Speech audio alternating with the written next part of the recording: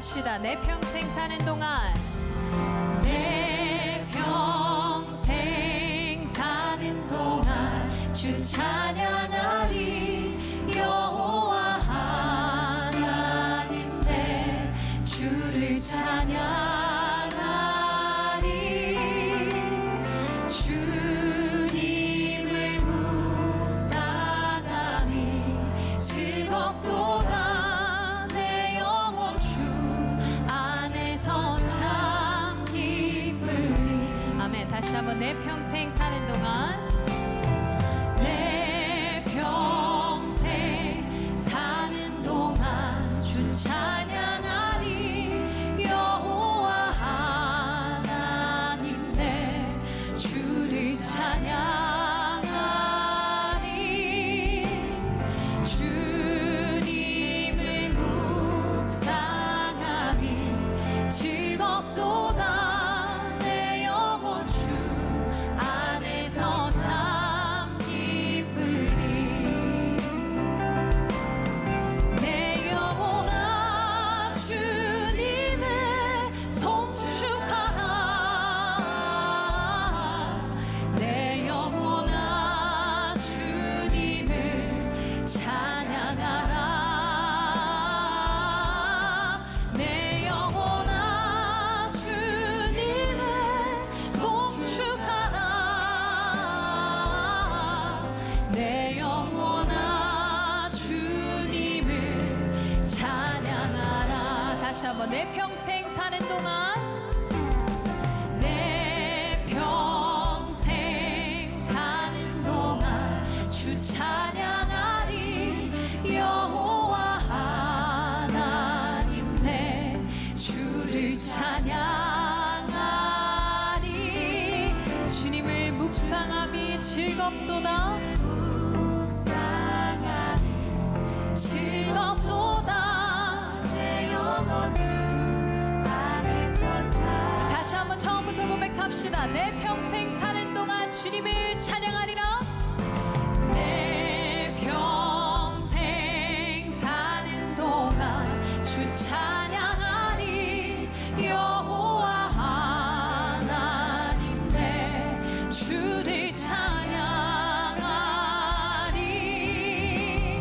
주님을 묵상함이 즐겁도다.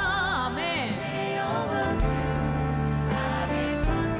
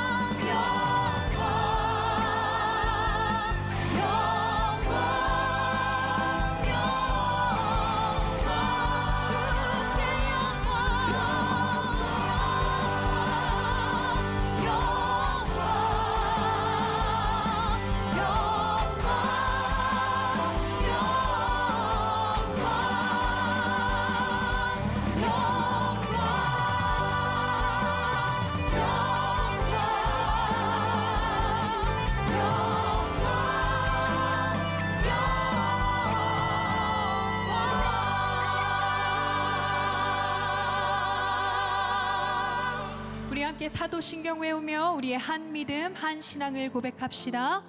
나는 전능하신 아버지 하나님, 나는 그의 유일하신 아들 우리 주 예수 그리스도를 믿습니다. 그는 성령으로 잉태되어 동정녀 마리아에게 선하시고 본디오 빌라도에게 고난을 받아 십자가에 못 박혀 죽으시고 장사된 지 사흘 만에 죽은 자 가운데서 다시 살아나셨으며 하늘에 오르시어 전능하신 아버지 하나님 우편에 앉아 계시다가 거기로부터 살아있는 자와 죽은 자를 심판하러 오십니다. 나는 성령을 믿으며 거룩한 공교회와 성도의 교제와 죄를 용서받는 것과 몸의 부활과 영생을 믿습니다. 아멘. 다 자리에 앉으시겠습니다. 2023년 지나온 모든 날들이 하나님의 은혜였음을 고백합니다. 우리를 지켜주신 하나님 은혜를 생각하며 우리 다시 한번 찬양합시다.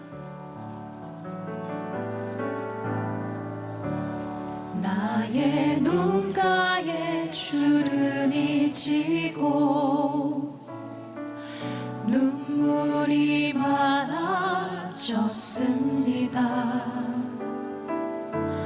잠시 눈 감고 뜬 것 같은데 어느새 여기 있습니다.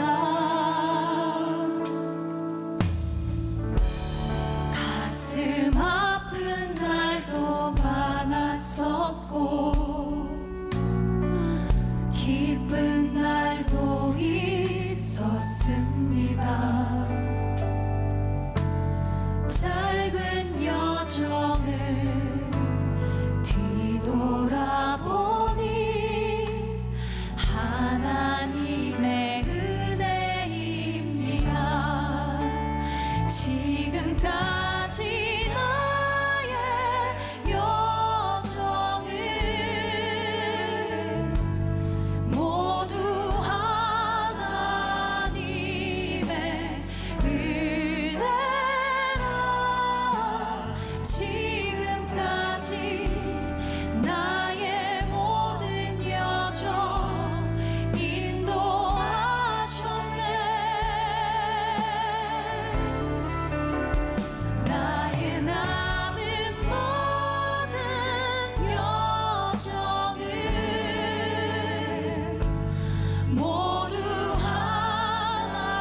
하나님께 맡기리라. 나의 모든 삶 마치는 날까지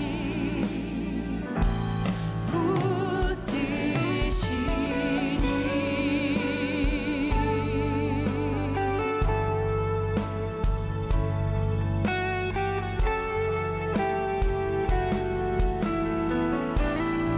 나의 눈가에 주름이 지고 나의 눈가에 주름이 지고 눈물이 많아졌습니다.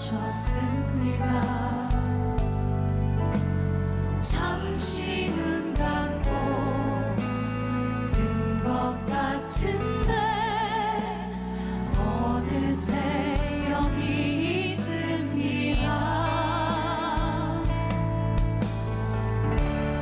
가슴 아픈 날도 많았었고 기쁜 날도 있었습니다. 짧은 여정을 뒤돌아보니 모든 것이 하나님의 은혜입니다. 지금까지 나의 여정은 지금까지 나의 여정은 모두 하나님의 은혜라.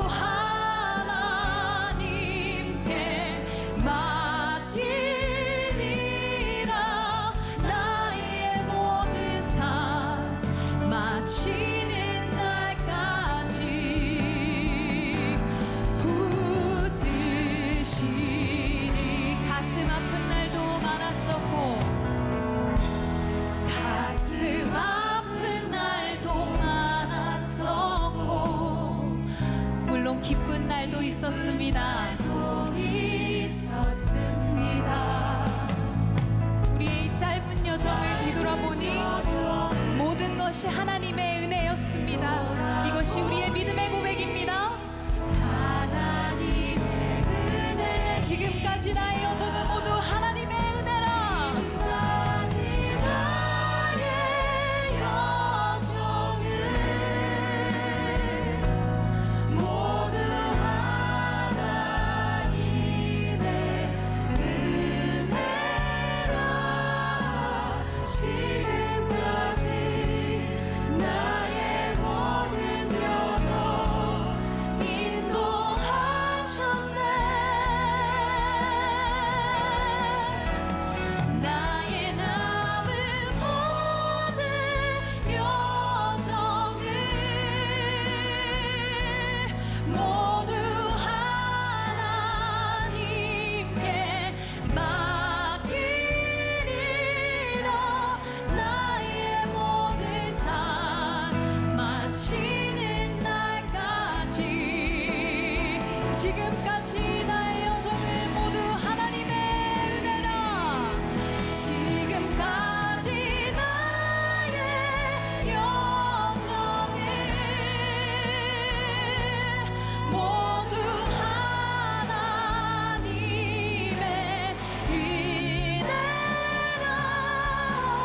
지금까지 나의 모든 여정 인도하셨네. 나의 남은 모든 여정은 모두 하나님께 맡기리라.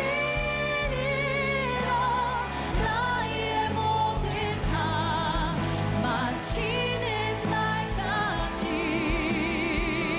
이 모든 것이 주님의 은혜입니다. 주의 은혜라. 주님의 은혜라. 주의 은혜라. 주의 은혜라. 지금까지 지내온 것은 주의 은혜라.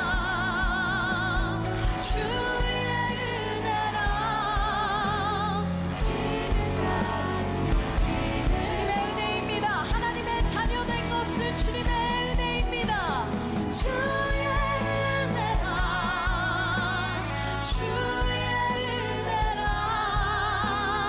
하나님의 자녀 된 것은 주의 은혜라. 주의 은혜라. 하나님의 자녀. 이 자리에 서 있는 것도 모두 주님의 은혜입니다. 주의 은혜라. 주의 은혜라. 이 자리에 서 있는 것은 주의 은혜라. 주의 은혜라. 이 자리 우리 마지막으로 한 번 더 고백합시다. 이 자리에 서 있는 것도 모두 주님의 은혜입니다. 주의 은혜라. 주의 은혜라. 이 자리에 서 있는 것은 주의 은혜라. 주의 은혜라. 이 자리에 서 있는 것은 2023년 주님께 올려드리는 마지막 주일 예배, 모든 것이 하나님의 은혜임을 고백하게 하시니 감사합니다. 많은 아쉬움과 후회를 남기고 올 한 해가 지나가지만 특별히 하나님을 향한 우리의 믿음을 돌아보기 원합니다. 우리의 손과 발이 하나님의 인도하심을 앞서가지는 않았는지, 하나님께서 맡겨주신 사명을 기쁨으로 잘 감당하였는지, 모든 일에 기도로 준비하고 말씀 앞에 바로 선 그리스도인이었는지, 돌아보니 부끄러운 모습뿐이지만 지금까지 걸어왔던 모든 길에 하나님의 은혜가 함께하였음을 찬양하게 하시니 이 또한 주님의 크고 놀라우신 은혜임을 고백합니다.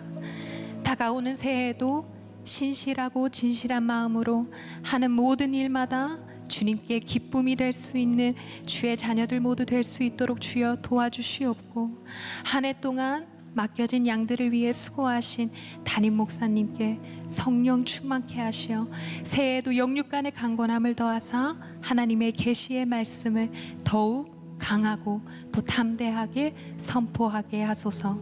한 해를 보내는 아쉬움 속에 새해를 허락하신 주님께 감사드리며 모든 말씀 우리 주 예수 그리스도의 이름으로 기도드립니다. 아멘.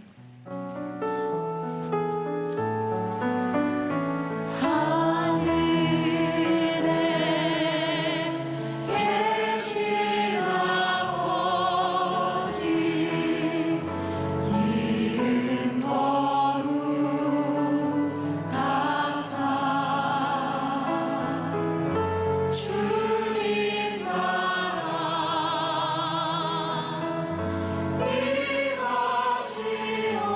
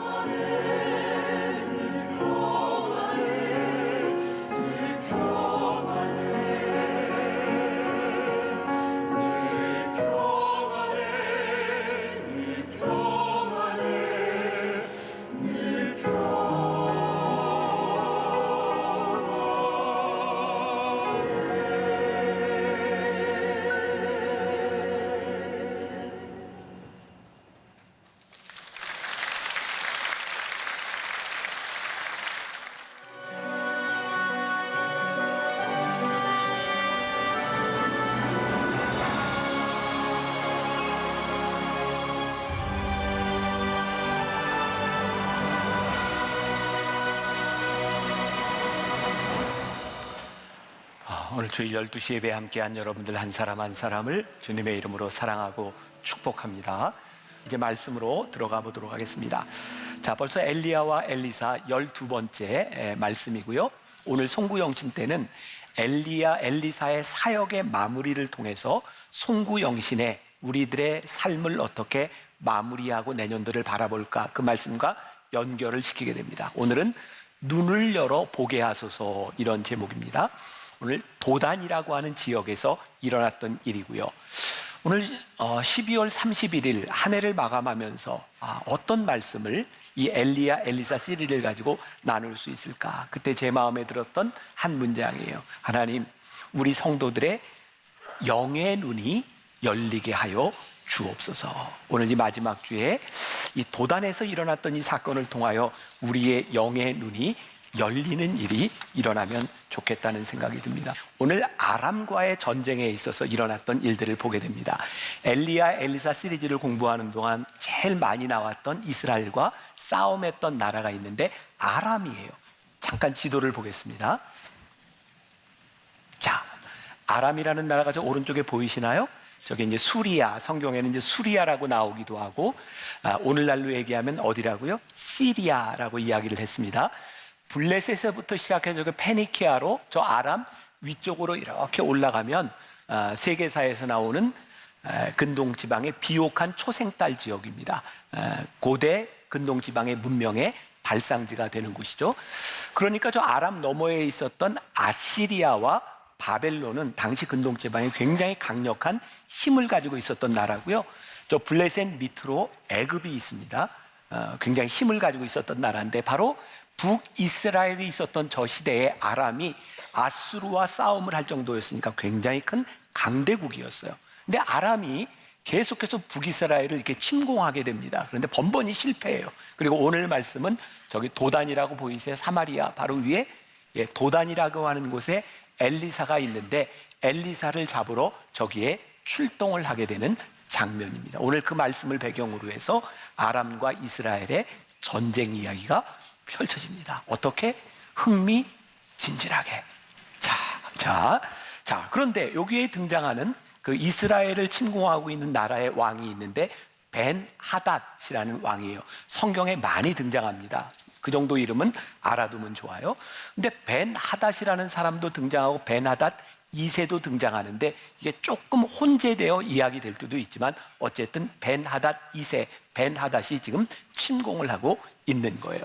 그런데 왜 도단이라고 하는 곳에 오게 되었는가? 이 아람이 강대국인데 전쟁을 할 때마다 패해요. 이유는 엘리사가 있어서, 하나님께 계시를 받은 엘리사가 그들이 쳐들어올 때마다 이스라엘 왕에게 여기를 방비하라라고 이야기를 합니다. 그런데 오랜 기간 동안 엘리사가 활동을 하지 않았어요. 그래서 벤하닷이 생각하기에 이제 엘리사가 어떤 능력이 다했나 보다라고 생각하고 침공을 하는데, 사실 그 당시 엘리사는 후진들을 양성하는 일을 하고 있었을 것이라고 이야기를 하죠. 자, 도단이라고 하는 지역과 사마리아라고 하는 지역을 여러분 조금 전에 보셨죠? 혹시 여러분들 중에 성경에 대한 지식이 있는 분이라면 도단하면 생각나는 사람이 있는데 혹시 누가 생각나시나요? 미안해요, 스트레스 줘서. 네. 요셉이 생각나지 않으시나요? 야곱의 아들이었던 요셉이 형제들에게 미움을 받았는데 그 도단에 양을 치고 있는 형들에게 이제 음식을 갖다 주라 그랬을 때 거기 도단에서 구덩이에 빠지게 되고 애굽으로 탈려가게 됩니다. 제가 도단이라고 하는 지역에 가서 직접 이 영상을 찍었는데 제가 말씀하고 너무 중복이 돼서 오늘 영상을 하지 말자 그랬어요. 도단은 굉장히 이렇게 살기 좋은 지역입니다. 그리고 도단에는 성도 있었어요. 요셉이 어려움을 당했던 우물이 있는 곳, 그리고 오늘 엘리사가 적들에게 둘러싸여 있는 곳. 저는 오늘 말씀을 여러분들과 나누면서 여러분들에게 이런 영적인 의미를 좀 주면 좋겠다, 그리고 말씀을 적용하면 좋겠다. 그게 뭐냐면, 혹시 여러분들 가운데 도단에 빠져 있는 사람이 있을 수 있겠다. 근데 하나님은 도단을 절망의 구렁텅이로 만드신 분이 아니라 그 절망의 구렁텅이였던 도단을 통하여 하나님의 역사를 일으키셨다는 분이라는 것을 우리들이 말씀을 통해 기억하면 좋겠다는 생각이 들어요. 자, 여기에 나오는 아람 군대는 하나님께서 쓰셨다. 지난주 그 나아만에 대한 이야기를 하면서 우리들이 세계관을 넓혀보자 그런 얘기했던 거 기억나세요? 하나님은 이 세상의 모든 것들을 사용하세요. 특히 아람은 이스라엘을 징계하는 징계의 막대기로 사용하셨던 것을 보게 돼요. 자, 오늘 열왕기하 6장 8절에 보면 이런 말씀이 있어요. 그때 아람 왕이 이스라엘과 더불어 싸우며 그의 신복들과 의논하여 이르기를 우리가 아무데 진을 치리라 하였더니, 계속 싸움을 하려고 해요. 그런데 엘리사가 어떤 영향을 가지고 있었는가? 10절부터 13절 다시 한번 볼 텐데, 이스라엘 왕이 하나님의 사람이 자기에게 말하여 경계한 곳으로 사람을 보내 방비하기가 한두 번이 아닌지라. 이러므로 아람 왕의 마음이 불안하여 그 신복들을 불러 이르되 우리 중에 누가 이스라엘 왕과 내통하는 것을 내게 말하지 아니하느냐 하니, 그 신복 중에 한 사람이 이르되 우리 주 왕이요 아니로소이다. 오직 이스라엘 선지자 엘리사가 왕이 침실에서 하신 말씀을 이스라엘의 왕에게 고하나이다 하는지라. 왕이 이르되 너희는 가서 엘리사가 어디 있나 보라. 내가 사람을 보내어 그를 잡으리라. 왕에게 아뢰어 이르되 보라, 그가 도단에 있도다 하나이다. 자, 제가 시작하면서 했던 이야기가 왜 그런 이야기를 했는지 아시겠죠? 엘리사가 도단에 있었던 거예요. 이제 아람 왕은 엘리사 한 사람을 잡기 위해서 도단성을 다 에워쌀 만큼 군대를 보내게 됩니다. 왕의 전략이에요. 제가 또 말씀을 이렇게 묵상하면서 이제 적용을 해보자면, 사람들은 다 누구나가 가지고 있는 자기의 지식 내지는 자신의 전문성을 가지고 살아갑니다. 그러니까 오늘 여기 있는 여러분들 가운데도 여러분들의 인생에 최선을 다해 살며 이건 내 전문성이야 라고 생각했지만 그렇게 되지 않는 일들이 참 많은 거죠. 저는 오늘 그런 생각을 합니다. 오늘 우리들의 눈에 보이는 것도 참 중요하지만 하나님을 믿는 사람들에게 더 중요한 게 있다. 그것은 우리가 서 있는 우리 형편과 처지 안에서 우리의 영의 눈이 열려지는 것, 그게 우리들에게 가장 중요한 일이라는 생각이 들어요.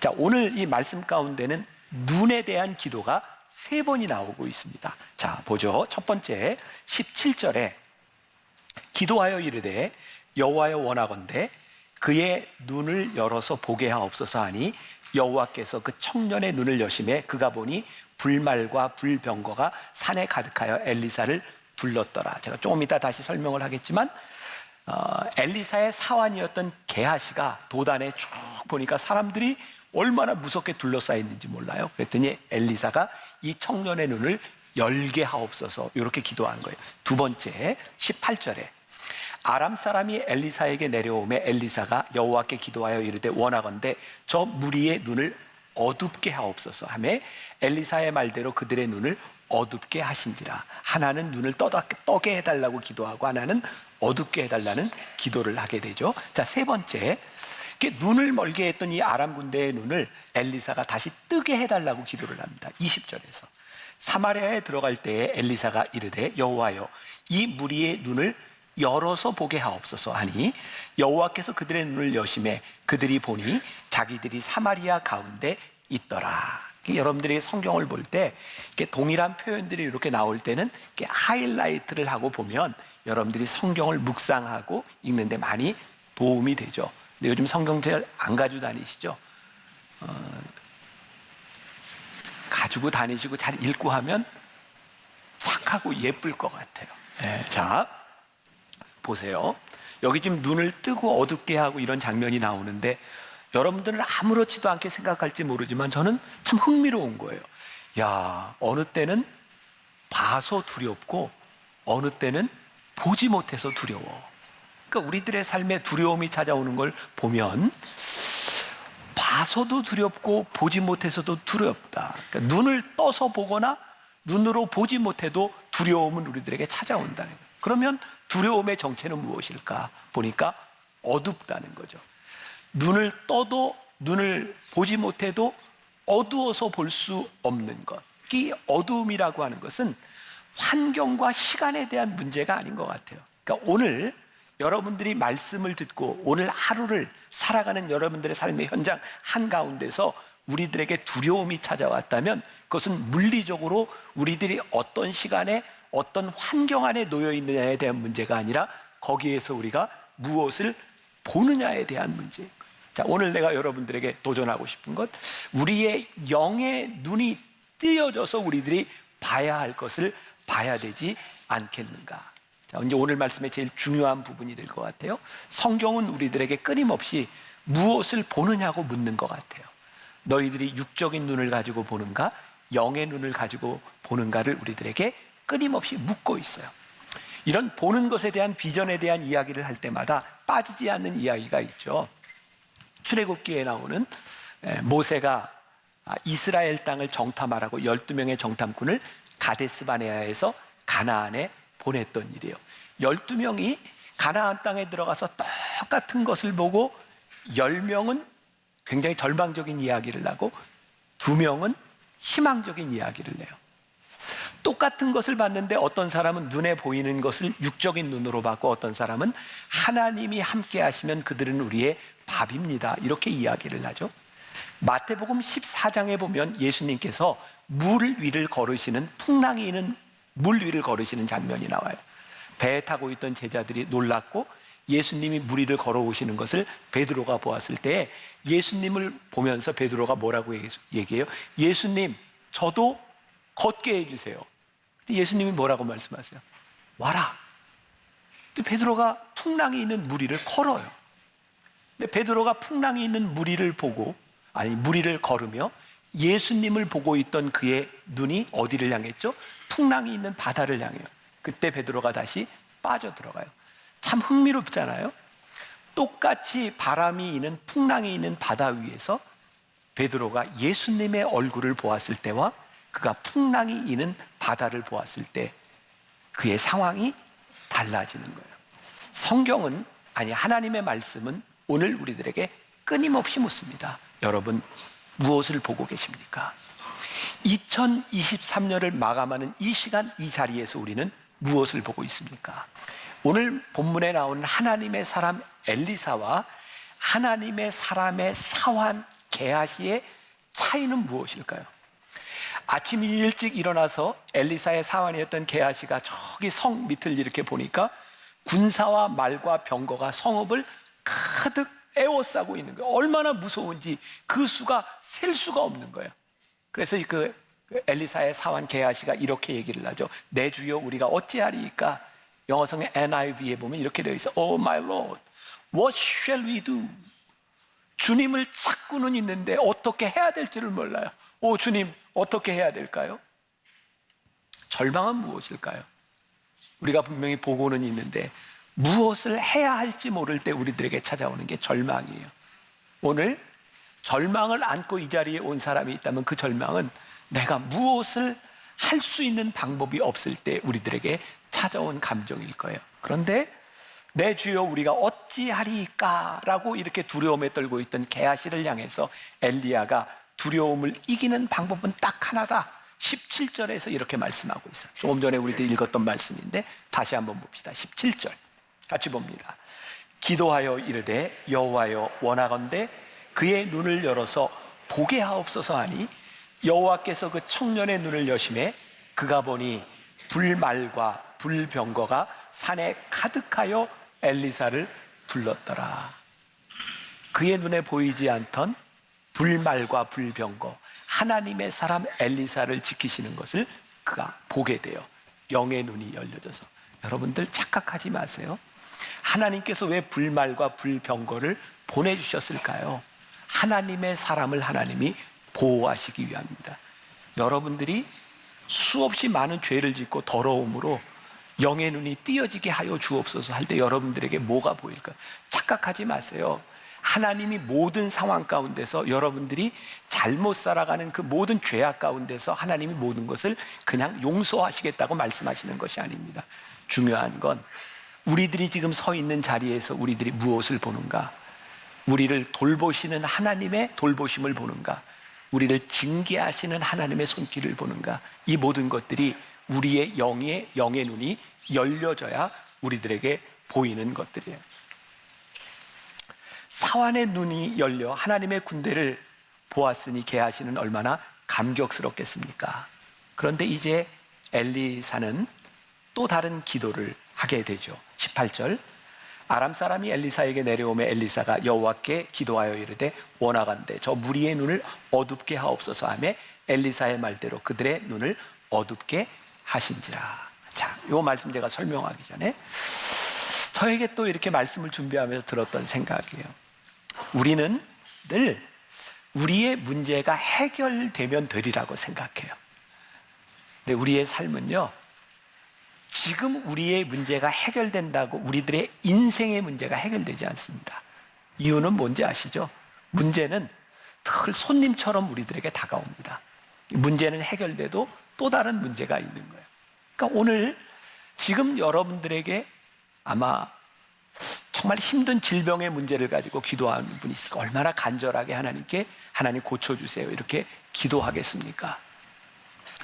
아직 나에게 일어나지 않은 일일 뿐이지 우리들 주변에 일어나고 있는 많은 아픔들은 누구나에게 일어날 수 있는 일들이잖아요. 저에게도 떠오르는 교인이 하나 있어요. 하나님, 그분의 자녀를 꼭 고쳐주셨으면 좋겠습니다.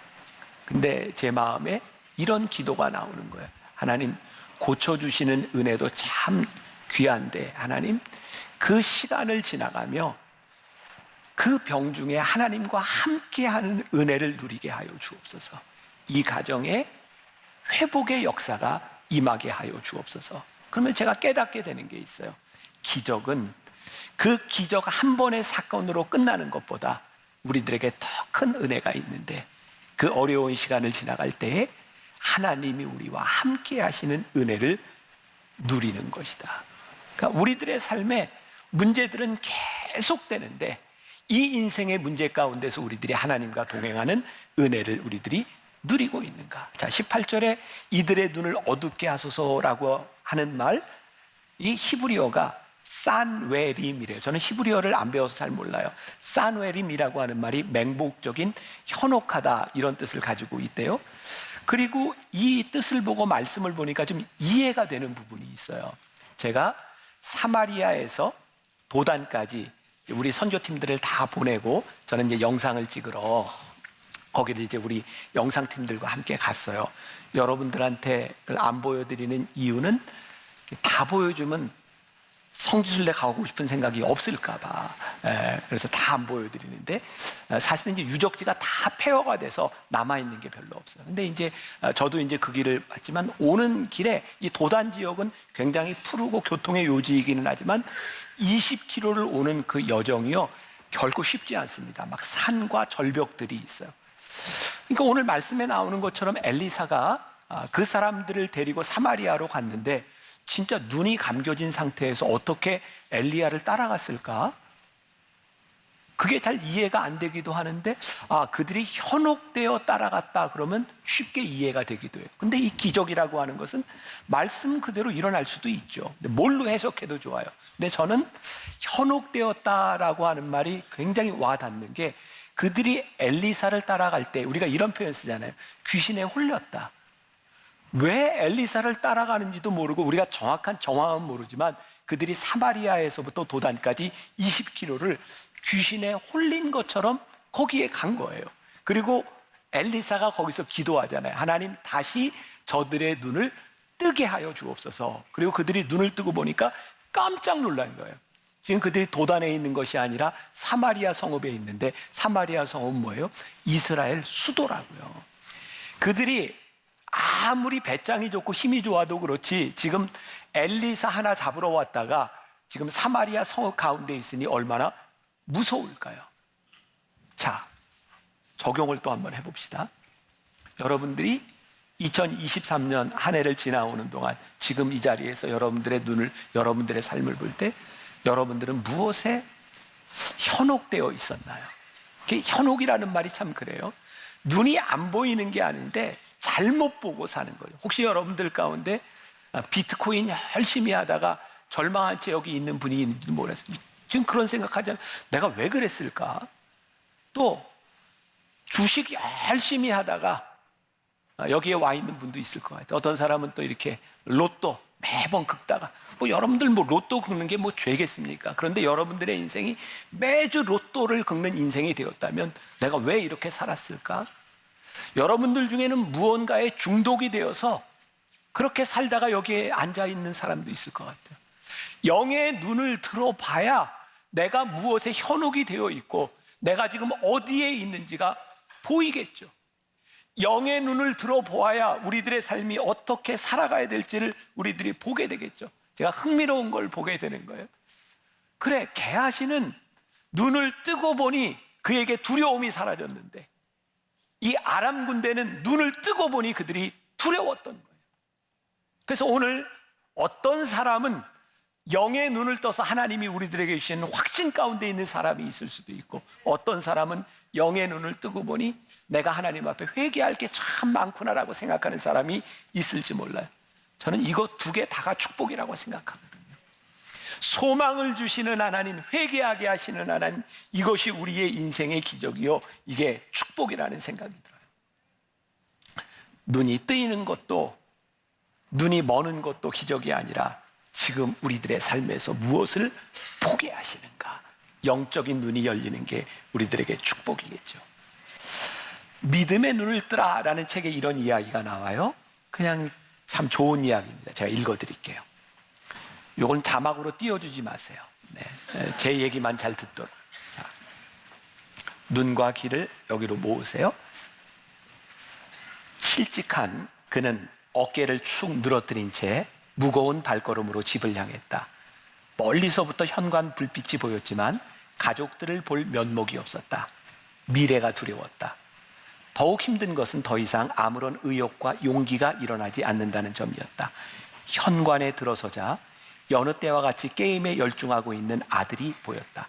평소 같으면 공부하지 않는다고 핀잔을 주었겠지만 그날은 잔소리할 의욕도 없었다. 오히려 게임기에 빠져있는 아들과 더불어 우두커니 함께 화면에 집중했다. 보고 있자니 조금 이상했다. 게임에 져서 fail 이라는 단어가 화면에 떠오르는데 아들 녀석은 오히려 기뻐하는 것이 아닌가. 너 fail이 무슨 뜻인지 알아? 실패라는 뜻 아니에요? 그런데 왜 그렇게 기뻐하니? 실패라는 말이 무슨 뜻인지도 몰라?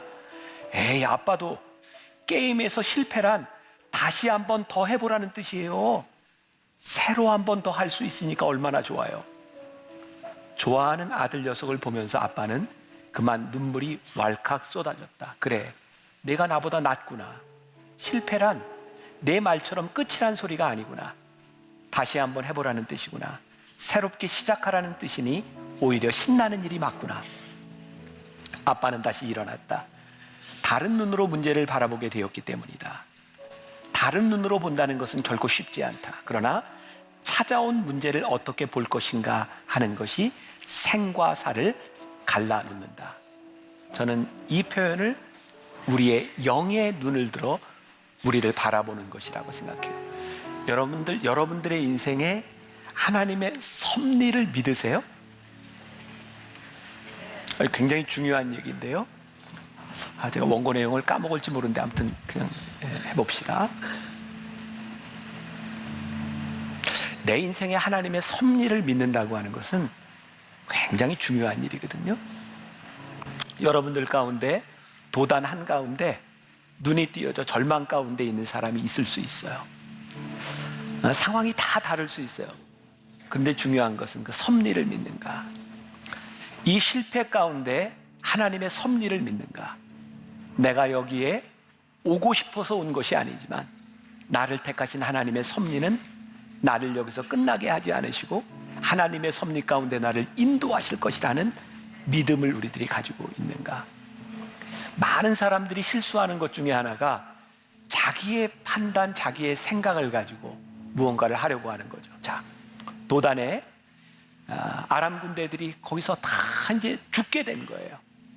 사마리아 성에 이렇게 둘러싸여서 죽게 되었어요. 그랬더니 그때 왕이 누구냐면 아합의 아들이었던 여호람이 왕이었어요. 여호람 왕은 아버지보다는 조금 낫지만 그렇게 좋은 왕은 아니었어요. 근데 여호람이 엘리사에게 찾아가서 이렇게 했는데, 아버지요, 이들을 치리이까? 이들을 치리이까? 성경을 보는데 너무 얄밉게 보이는 거예요. 지금 칠이니까 그러는데 지가 뭐 한 일도 없고, 근데 지금 빨리 전쟁에 승리하고 싶어서 이들을 다 죽여버릴까 이렇게 얘기합니다. 근데 엘리사가요, 하나님께서 그렇게 하지 못하도록 하십니다. 그리고 그들에게 물과 음식을 줘서 먹게 하고 돌려보내라 그래서 다 돌려보냅니다. 이게 보니까 이 전쟁에서 승리하게 하신 목적이 그들을 죽이는 것이 아니라 하나님의 역사하심과 그리고 그들을 살려보냄으로 인하여 오랜 동안 그 땅의 전쟁이 그쳤더라라고 되어 있어요. 참 중요한 게 있는 거예요. 우리들에게 어떤 일이 일어나고 있는가, 근데 그 일 가운데서 하나님이 무엇을 하기를 원하시는가, 그것이 우리들의 눈에 보이고 영적인 눈에 보이기 시작할 때 우리들이 영적인 삶을 살아가게 되는 거예요. 여호람 왕에게 그들을 얼마나 죽이고 싶었을까? 하나님이 그들 죽이지 말라라고 말씀합니다. 하나님의 방법으로 역사하십니다. 물론 오늘 마지막 시간에 또다시 이스라엘을 침공하는 아람의 이야기를 나누게 됩니다.